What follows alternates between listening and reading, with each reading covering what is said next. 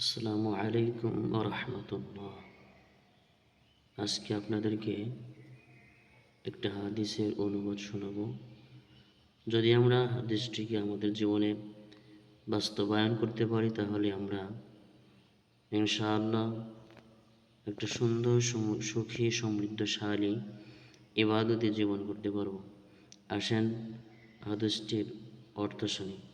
আবু আবদুল্লাহ জাবের ইবনু আবদুল্লাহ আল আনসারী রাদিয়াল্লাহু আনহু হতে বর্ণিত হয়েছে, এক ব্যক্তি রাসূলুল্লাহ সাল্লাল্লাহু আলাইহি ওয়াসাল্লামকে জিজ্ঞাসা করলেন, আপনি কি মনে করেন যদি আমি ফরজ নামাজ আদায় করি, রমজানে রোজা রাখি, হালালকে হালাল বলে ও হারামকে হারাম বলে ঘোষণা করি, আর এর বেশি কিছু না করি, তাহলে কি জান্নাতে প্রবেশ করতে পারবো?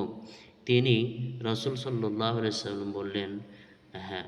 সুতরাং হাদিস থেকে আমরা দেখলাম জান্নাতে যাওয়ার জন্য খুব বেশি কাজের দরকার হয় না। আমরা সামান্য কিছু কাজ যদি নেক নিয়তে সঠিকভাবে আদায় করি তাহলে কিন্তু আমরা জান্নাতে যেতে পারবো। সকলকে এই হাদিসটির উপরে আমল করার জন্য বিশেষ অনুরোধ রেখে আজকের মতো বিদায় নিচ্ছি। আসসালামু আলাইকুম ওয়া রাহমাতুল্লাহ।